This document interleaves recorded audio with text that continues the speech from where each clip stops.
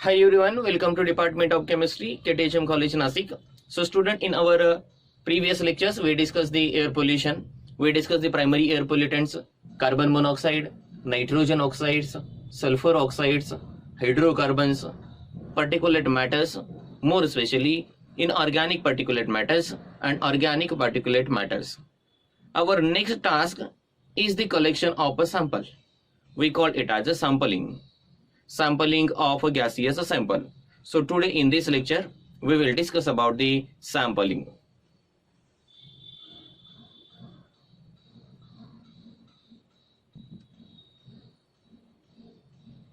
The collection of a sample for their analysis is known as a sampling. During the sampling, we should consider some important factors. For example, concentration of the pollutants in the atmosphere. If the concentration is higher, the volume of the sample should be less, and vice versa. The next one is the site of a collection. Next one is the time of a collection. Next to that, the season of the sampling. So these are the number of factors we should consider during the sampling. So which are the important factors that should be considered during the sampling? The first one is the total volume of a collection. Total volume of collection means what? How much volume we have to collect or we should collect. Second thing, concentration of the pollutants. Concentration of the pollutants. In this case, we should think about the volume of a collection again. Once the concentration is higher, volume of collection is less, and vice versa. The third one is the selection of a proper analytical method. Selection of proper analytical method.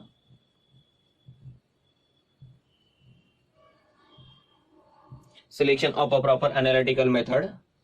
Next one, sampling rate.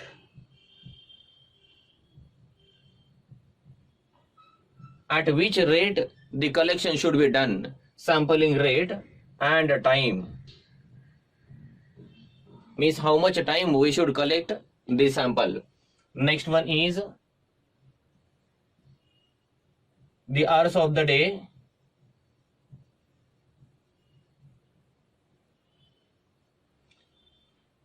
Means when we should collect the sample, at early morning, at middle of the day, at evening, in this way.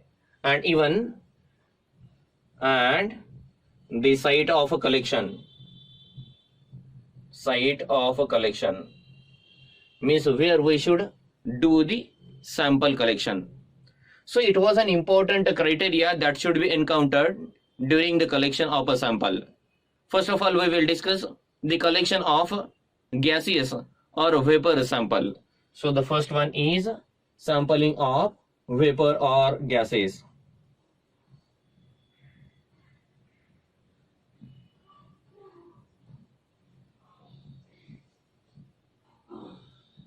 Sampling of vapor or gases. So student, the sampling of vapor or gases is carried out by number of ways. Here we will discuss some important ways, some important method of a collection. The first method is the absorption. First one is the absorption. Second method is the cold trapping. Cold trapping. And third one is the adsorption.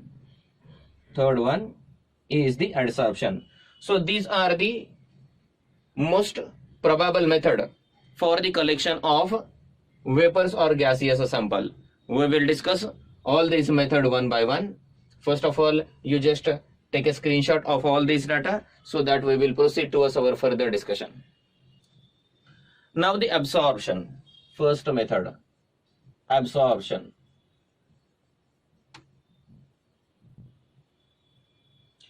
In this method, the gases are absorbed in a suitable solvent.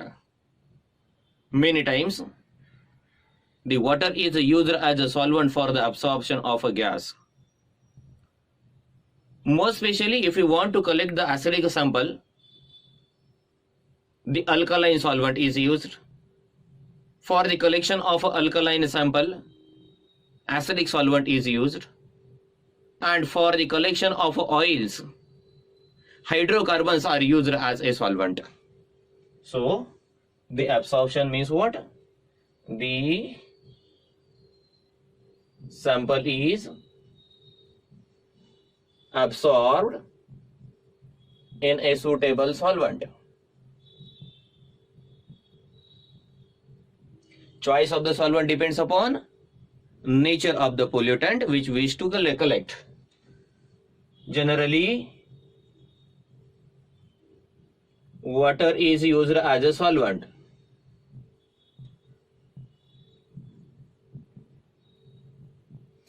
Acidic pollutants are collected in basic solvent. Acidic pollutants are collected in basic solvent. Similarly, if our pollutant is a basic one, basic pollutants are collected in acidic solvent. Oils are the non-polar pollutant and therefore their collection is carried by absorbing in hydrocarbons. Oils are collected in hydrocarbons. Now, for the collection, a suitable collectors are used. Variety of models are available in the market. The choice of the collector again depends upon the concentration, nature of the gas or vapor, and even it depends upon the certain physicochemical properties of the corresponding pollutants. Most effective sampling is carried out by using some common collectors such as impringer, counter current, scrubber,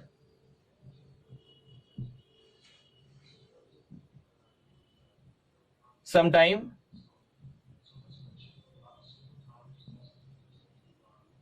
packed column is also used, sometime treated glass scrubber is also used. For example, if you think about the third one, that is the treated glass scrubber, it consists of a glass bottle. Just imagine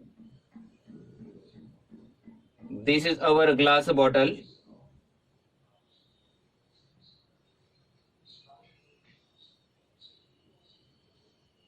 This is the cap portion of the bottle, you can say.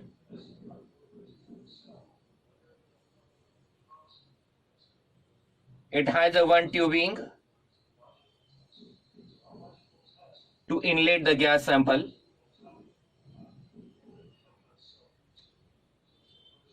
It is filled with a certain solvent, suitable solvent, according to our condition, which we have already discussed over here.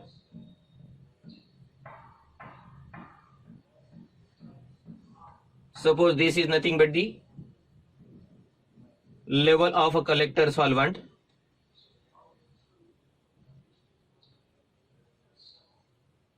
Or we call it as a scrubbing solvent, collecting solvent. This is the air inlet. It will bubble over here by holes, the pollutants gets absorbed into the solvent, and this is the another opening over here.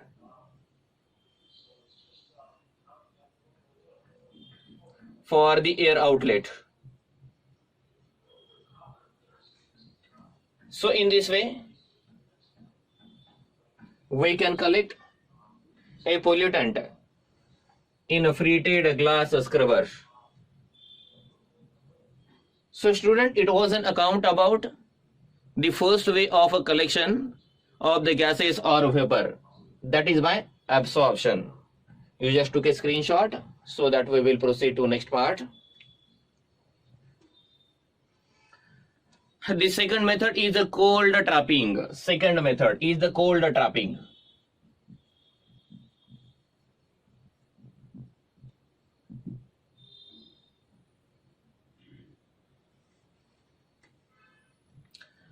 In this method, any gas is collected by cooling at a very low temperature. Obviously, after cooling, the gas will be converted into their corresponding liquid, and this liquid sample is then collected. In order to collect the gaseous sample by cold trapping method, we can use a ice bath so that we can maintain a temperature around 0 degrees Celsius. In the second case, if our gaseous sample is highly volatile, means it does not convert it into the corresponding liquid at 0 degrees Celsius, we can use a nitrogen bath also. In a nitrogen bath, we can lower the temperature up to the minus 196 degrees Celsius temperature. And most of the gaseous pollutants are converted into the corresponding liquid in that temperature. And therefore, this is also one of the effective method for the collection of a various gaseous sample. So it was the second case, means the second method. We can use a two bath. One is nothing but the water bath, which we can maintain at 0 degrees Celsius. And second is a nitrogen bath, which reduce the temperature up to 196 degrees Celsius temperature. Now our third method of sampling is the adsorption. Third one is the adsorption.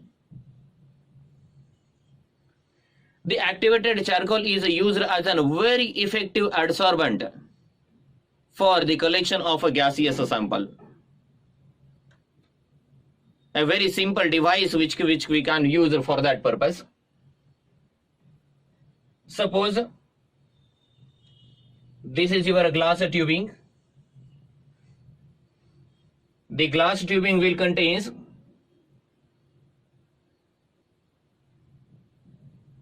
a activated charcoal, suppose.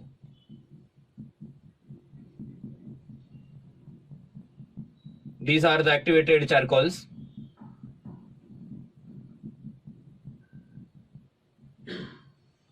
This glass column is fitted with glass wool plug at its two ends.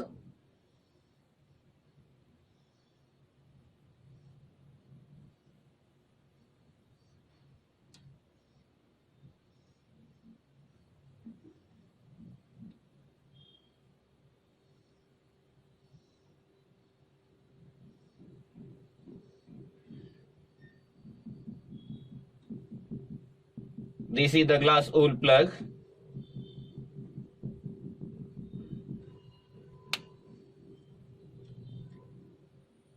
This is the opening for air inlet. This is for air outlet.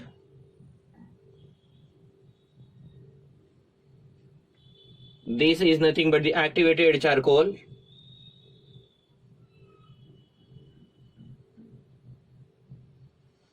Various types of activated charcoals are available depending upon their mesh size. For the collection of a gaseous sample or vapors, Generally, the activated charcoal having a 10 to 30 mesh is used. These are nothing but the glass wool plug.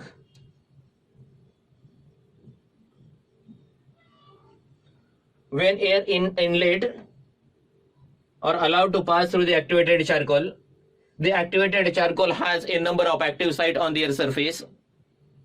As these are the very fine particle, obviously they will have a high surface area, and therefore they can absorb a sufficient amount of a pollutant on their surface. The unpolluted air will be comes out through the tube from the next opening, that is the air outlet opening. So this is also one of the effective method for the collection of a sample. So student, these three methods are generally used for collection of gases or vapor sample. But we know that as a pollutant, particulate matters are also there. And therefore, in order to collect the particulate matter, we should use another method of sampling. So we will discuss about the sampling of a particulate matter. You just took a screenshot so that we will proceed towards the sampling of a particulate matter. Initially we discussed the sampling of air or vapors, and right now we are discussing about the sampling of a particulate matter. The particulate matter are nothing but the liquid or a solid particle having a 0.002 micrometer to 100 micrometer diameter. These are the very fine particles, and therefore it is also one of the challenging part to collect the particulate matter. Many more methods are used for their collection. We will discuss the two important methods. The first important method for the collection of particulate matter is the filtration. So the first method is filtration.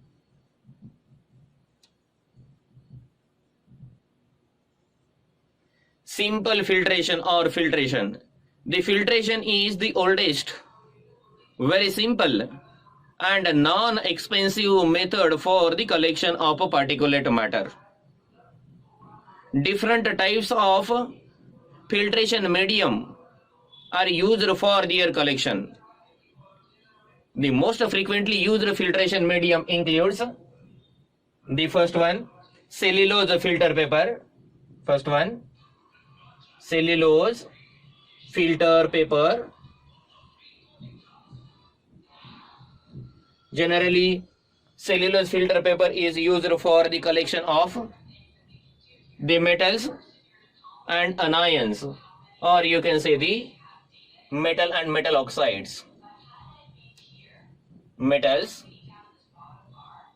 metal oxides and anions are generally collected by using a cellulose filter paper. The second one is glass fibers. Glass fibers. Generally organic components are collected by using a glass fibers.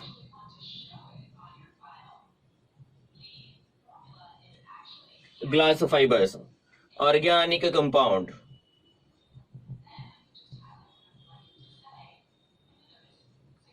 And the third one is silica felts.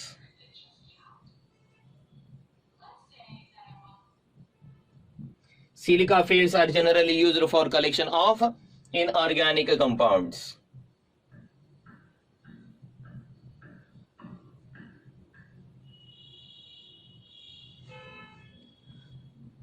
In an high volume collector, it means if you want to collect the huge amount, means the large volume of particulate matter, a large scrubber is used having a filtration medium. The device which is used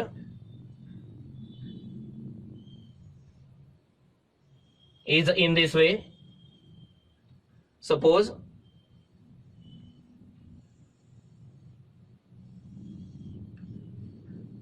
this is your screen.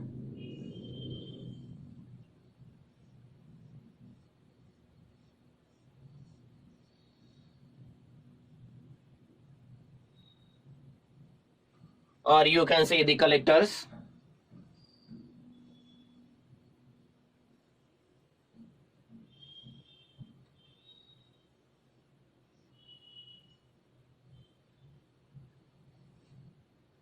This is your filter or screen.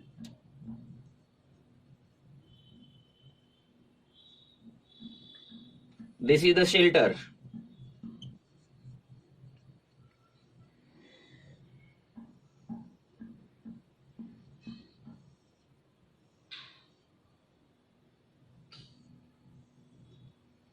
This is nothing but the vacuum turbine motor.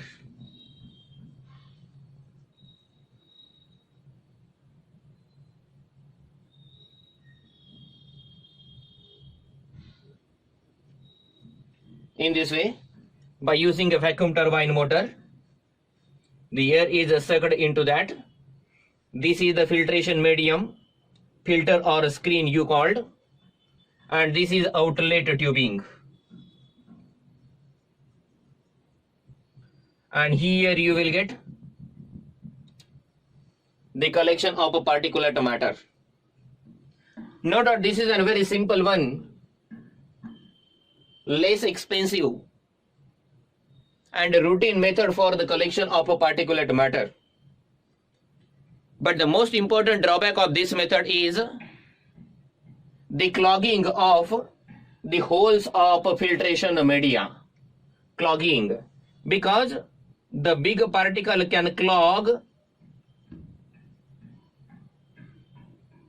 the pores of the screen or filtration media, and therefore only small particle can be collected over here, and therefore it is not that much effective method for the collection of the particulate matter having a large particle size. So you just took a screenshot. We will discuss with the next method, that is the another method, impringer method. Second method for the collection of a particulate matter is impringer.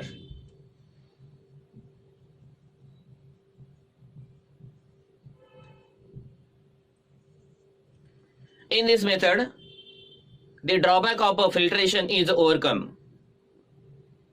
That is the problem of a clogging is overcome in this method. Here a high velocity stream of air is directed on the surface, and due to that the large particle will be collected in a separate container, while the small and massive particulate matter are collected in the another container. If you see the diagram, it is a very simple one. Just imagine this is one collector,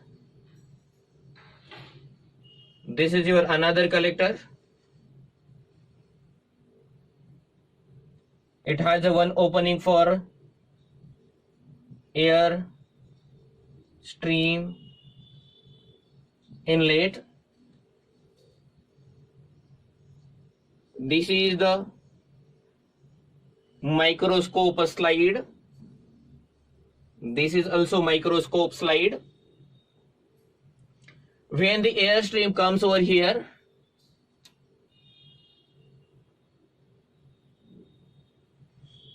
it will strike on the microscope slide.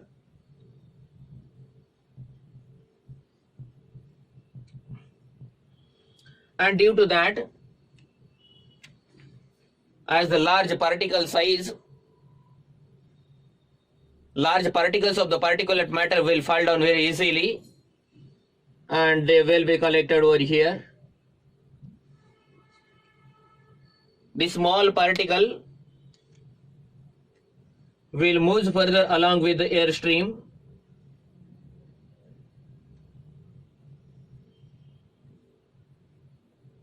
and then they enter into the another collector.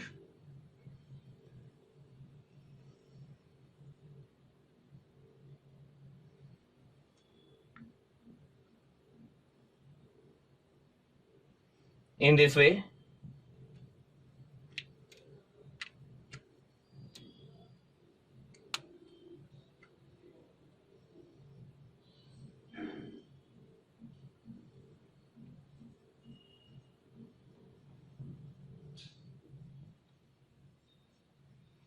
airstream in, airstream out. This is again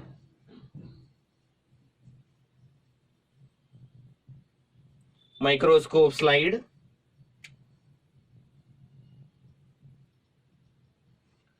Here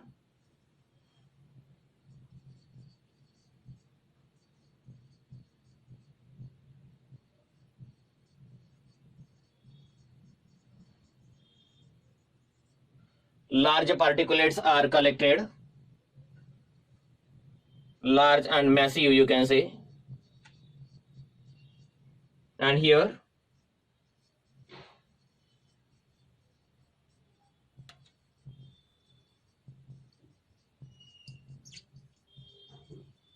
small particulates are collected. So student, it was an account about the sampling. You just took a screenshot.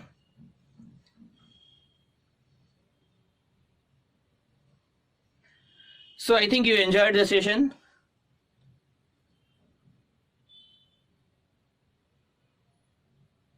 We will stop here. In our next lecture, we will discuss about the effect of air pollution. We have to deal with the effect on the biomass, biosphere. We have to discuss about the acid rain. Even the oxidation of metals, corrosion of metals, etc., etc. Thank you very much.